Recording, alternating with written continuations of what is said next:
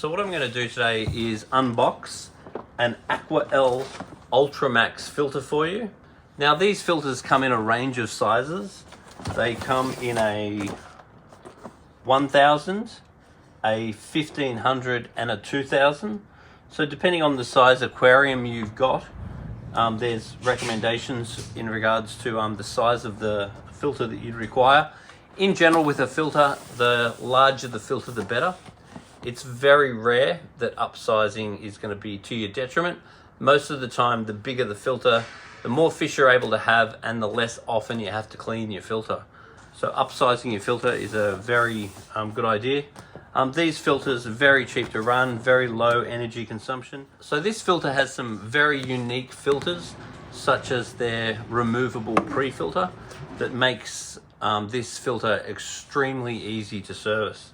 So when we go ahead and unbox it, so this is a European product made in Poland, very high quality. You'll also find that Aquael are very good with spare parts. It's quite often that you'll buy a filter and then you'll find that spare parts are basically impossible. So you've got your instructions, which are a great idea to look at. If you're watching this video, you probably won't.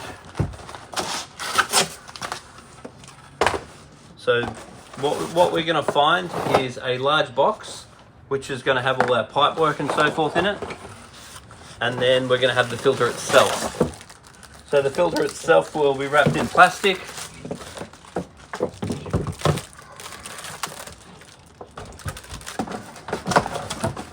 So very attractive box. You'll be upset to throw that out. So then we go and unwrap the filter itself.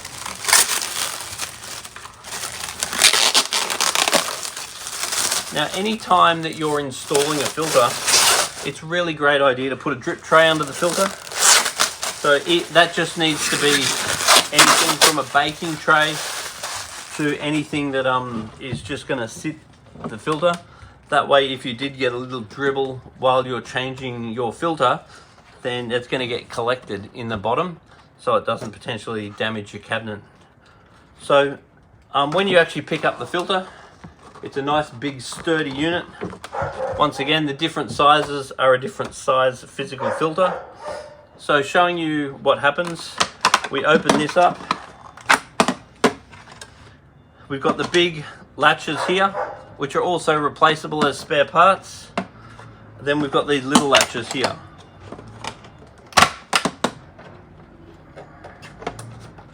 So once we've opened up all 8, we then can lift our top up. Now this is where the impeller is housed. Several times a year you want to give the impeller a clean, preferably every service. So we're just going to turn this like that. Then this will pull out.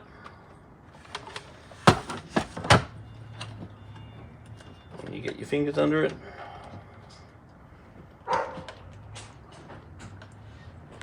Then underneath there, we're going to have a cover, which we need to get off, like that.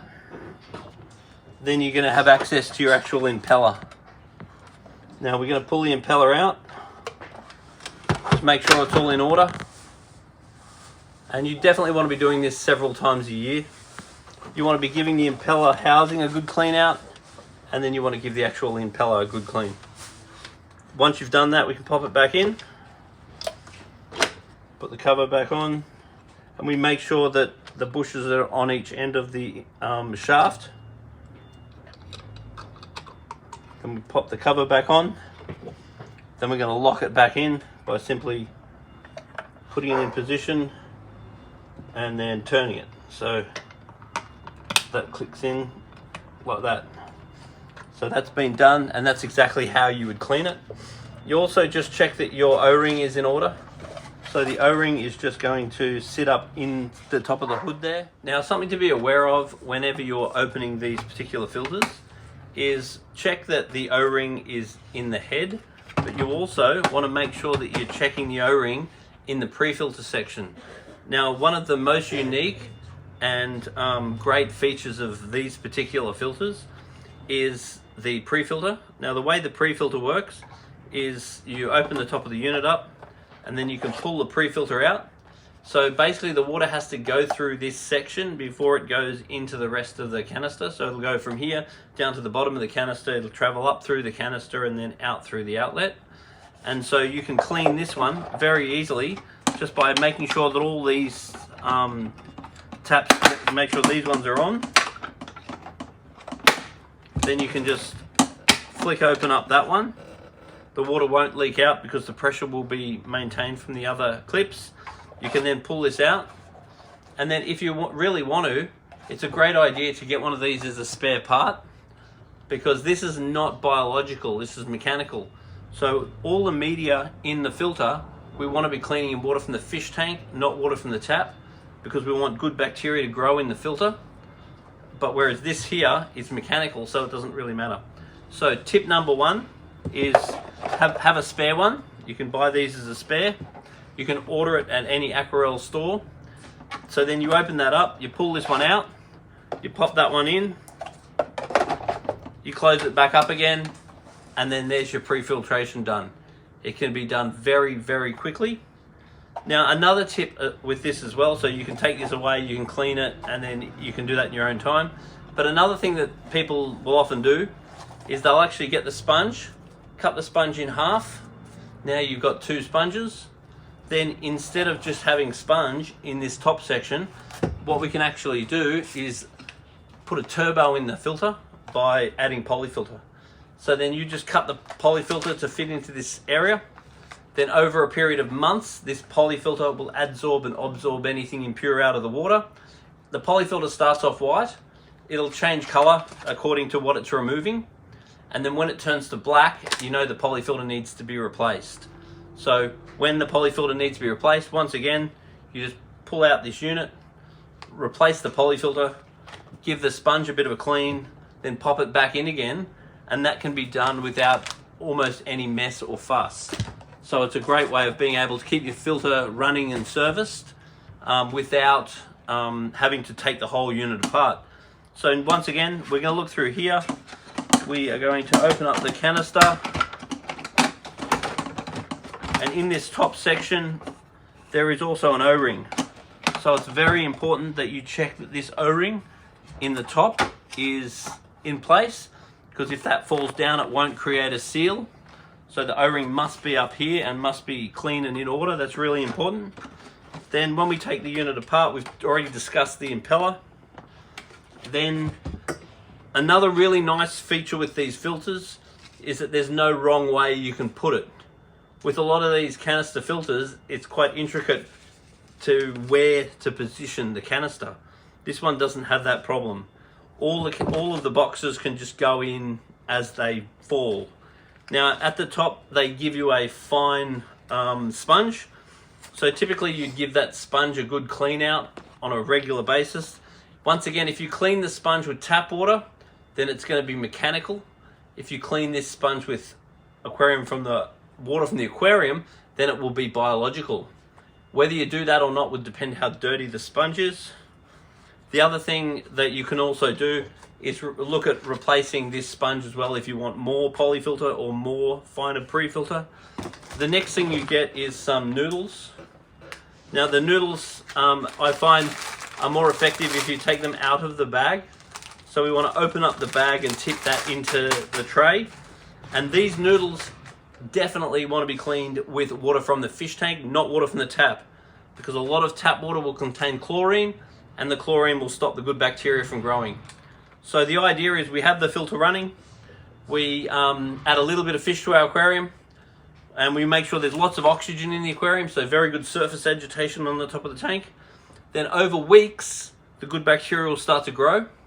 Then you can add a little bit more fish to your tank, and then we wait another couple of weeks for the good bacteria to grow. Then we add some more fish to the tank. So the idea with the system is add a little bit of fish, wait for the bacteria, add a little bit of fish and wait for the bacteria. And there's various good products on the market that can help give you the bacteria as well. So the next thing you're going to find is some fine filter floss. And then the very last one is a coarser sponge.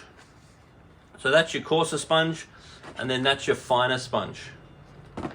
So now when we go to set the filter up, we can either put this one on the bottom, and particularly if you're using your pre-filter, then by all means we can have this one on the bottom.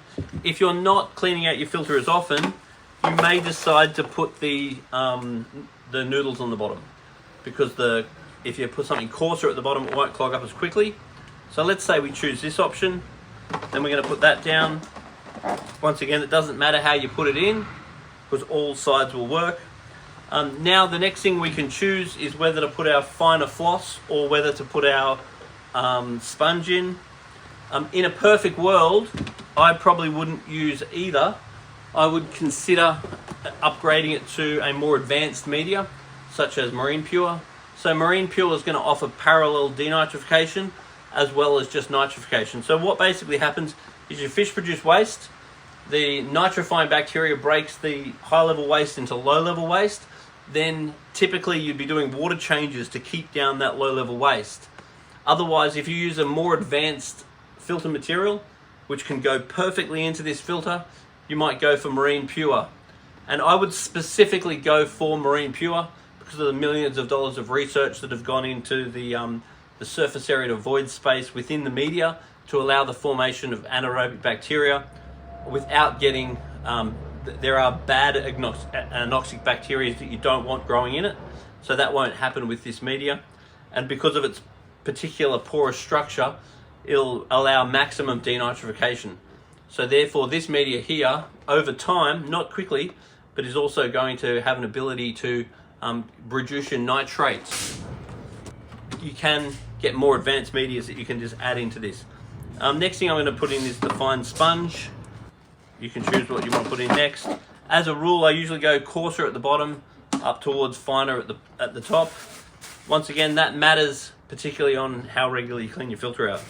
And then how often do you want to clean your filter out is the more often you clean it, the more effective it is. But definitely if you notice the flow reducing, then that means it's definitely time to give the filter a clean. How often you need to clean your filter is very much governed by how big your tank is, how many fish you've got in your tank. If you have a lot of fish in your tank, you have a lot more waste, therefore your filter is going to need cleaning a lot more often. If you have a big filter on a smaller tank with not as many fish, the filter will not need cleaning as often. So that's why upsizing your filter at the start is absolutely the best. Next thing we're going to do is take the fine filter floss out of the plastic bag. So that's really important. Anytime you buy an item, it's really good to take the whole thing apart, put it all back together again. It really allows you to understand how it works and make sure that you don't get any treats like, for example, starting your filter up when it's still in the plastic. That's unbelievably common. So we want to take this out, spread it out along the bottom of this tray. So once again, in a perfect world, I would probably look at using this tray to put extra Marine Pure in. So I would be putting the Marine Pure into this section because I find that's going to maximize the results. It'll really turbocharge this tank if you're running it with polyfilter and Marine Pure as well. So replacing this for Marine Pure and putting the polyfilter in the top is something I would absolutely consider as a way of turbo boosting an otherwise very good filter. So this comes out of the plastic and goes in there. Then we've got our fine one, we put that back in there as well. Now we've got to make sure nothing's blocking these holes as we place them into the filter. Then we just put the grid across the top and we make sure that they're all sitting in nice and straight. Once that happens, we can put the hood back on again. So we grab the lid, we can put it any angle, which is actually a really lovely thing because it's something else you don't need to think about. So we're then going to pop that on the top. Then we're going to put our grey clips. Once again, all these clips and so forth are also available as spare parts. So put them on.